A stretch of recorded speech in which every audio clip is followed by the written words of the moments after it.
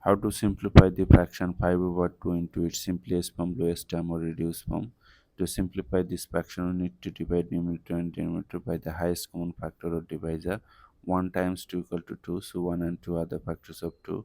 1 times 5 equal to 5, so 1 and 5 are factors of 5. Here, the highest common divisor or factor between these two numbers is 1.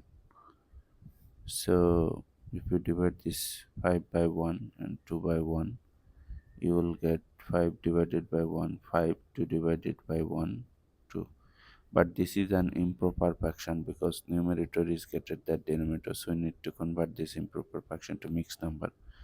So how to do that? Just divide this 5 by 2. 2 goes into 5 2 times, 2 times 2, 4, subtract 1. So this will be our whole number part quotient. Remainder will be the numerator and divisor will be the denominator. 2 and half is our answer.